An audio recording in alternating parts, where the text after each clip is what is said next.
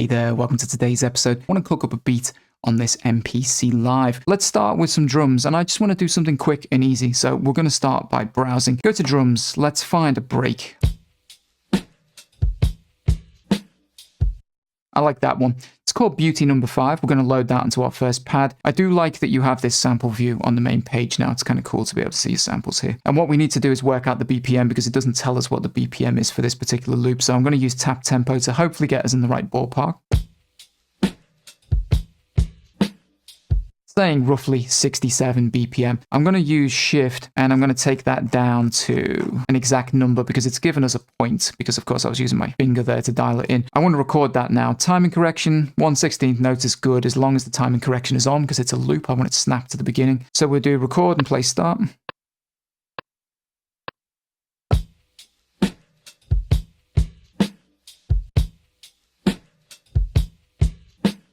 And that was okay. It is 67 BPM. That works out all right. Now, with the SP, if I want to apply some of those effects, I just want to send that through and resample it back into the device. So let's say it was the vinyl sim. I think I've got that already set up. I can turn the vinyl sim on. Just take a listen now. We'll hear that vinyl sim effect.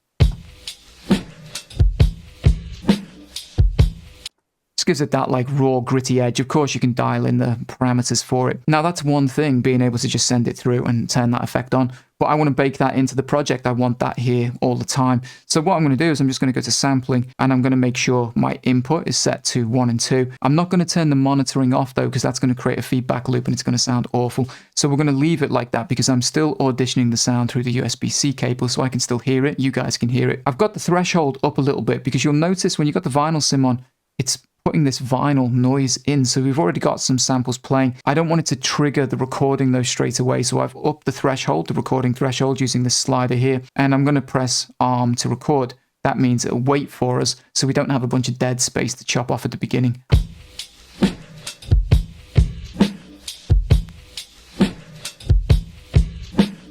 I'm going to keep that sample. Whenever you keep a sample, if it's not assigned to a pad, it goes into the sample pool on the MPC. But we've now got that, so we've changed out our drum loop that we created initially. If I go to main, this was the original drum loop. And what I can do, hopefully, is just swap the sample out. So if I go to browse and I go into sample assign, which is where you find your sample pool, anything that's currently loaded up in the project is here. Beauty number 5 is the original loop that we've had set up, but I want to actually change that out for the new one. Let's go to track edit. Here's the new sample. It's giving me the wrong BPM. Let's set that to 67 and we'll do shift so that we can make it an exact number.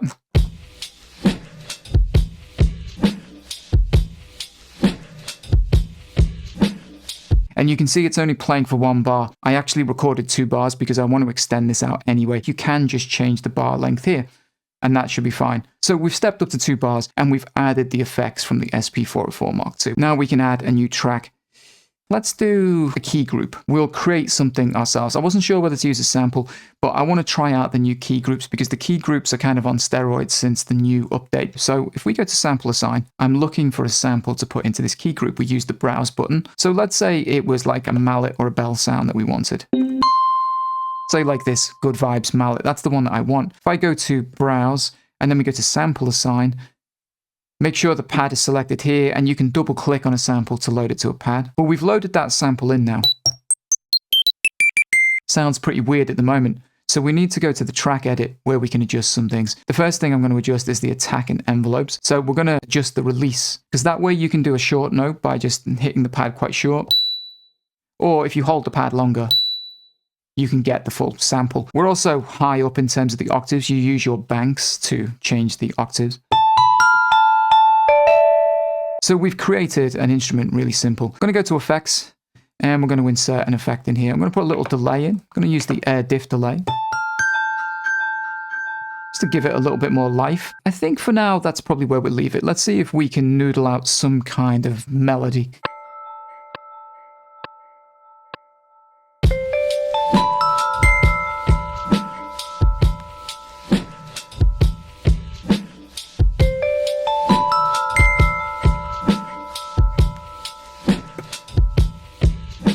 That sounds okay. Let's close that out. Let's add an EQ/filter because I want to add the air filter. Just run some of the high end out so it's a little bit more lo-fi.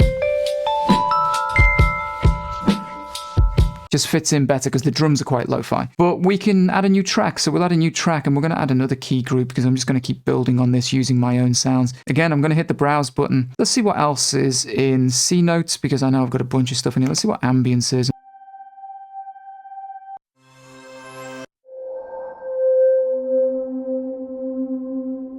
I think this one, let's load this onto a pad.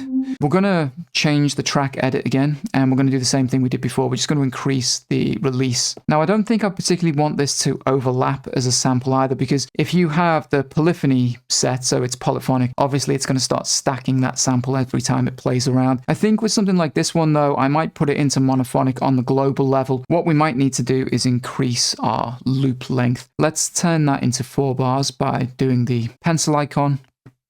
Double the length of it, and let's just record that in over the top.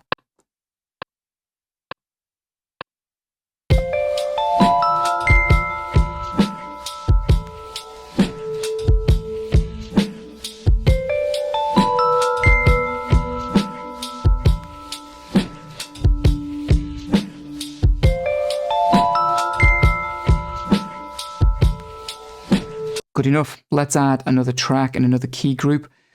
This time I want to bring in some bass. I want like a nice analog sounding bass.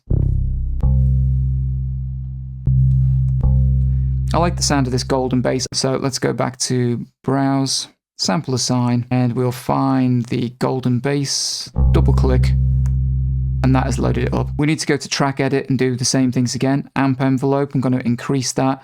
Probably just going to make that full. And again, globally, I don't want this polyphonic, I want it monophonic. So every time I hit the bass note, it's not going to be able to overlap that sample. So let's put it down to mono. And now we can try and work out a bass line.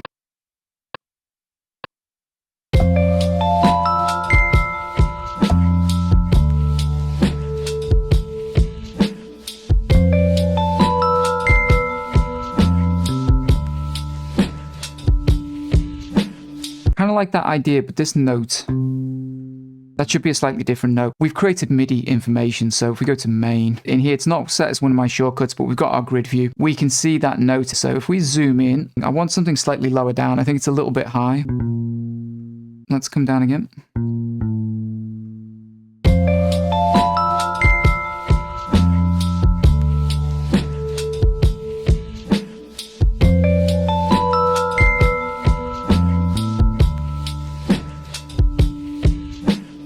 Yeah, I like that. Sounds better to me. So we'll keep it like that. So we've got a bass line. EQ wise as well, just from what I'm hearing so far, we could probably use a little bit of oomph in our bass line. I'm just going to go with an EQ for now. Let's do this. That's the EQ I'm looking for. We want to do a little bit of a boost around maybe 120 around there. I think we need something else like another counter melody. So again, one more key group, but we'll go browsing again. See what the guitars, if we got a guitar sound, might be kind of cool.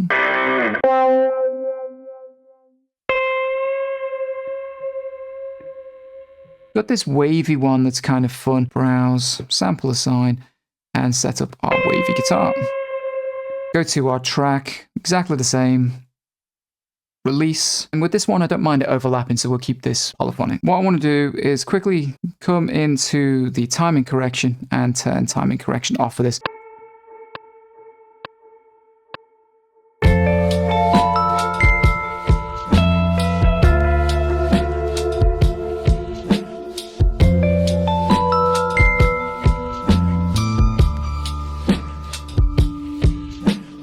Alright, maybe just one more key group actually. I think we need something that's just a little counterbalance to that melody that's going on. So I'm going to add another new track, another key group. Let's try maybe a horn sample. Yeah, I like this jazz horn, sounds pretty cool. It's a long sample, back into track edit, little release. And with this, I want a little reverb in here. Try the spring reverb, just see what that sounds like. Just going to open that up. Change the mix a little, and we'll add a delay in here as well. This time we'll try the multi-tap delay just to give a little different vibe.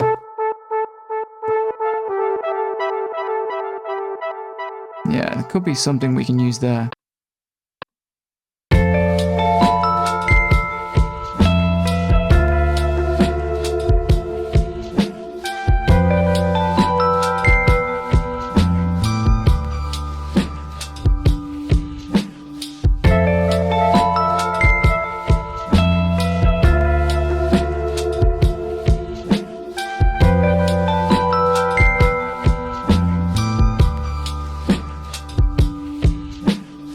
think what we'll do is we'll add a drum track so that we can add in just a couple more little interesting samples.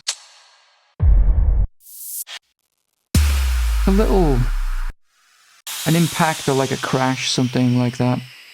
Even that one actually. And I just want to pitch this thing down a little bit, I think.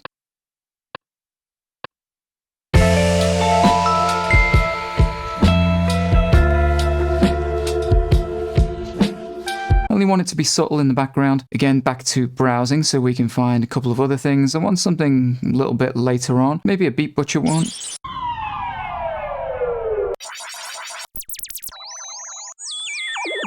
I think that one works, so we'll load that onto our pad 2.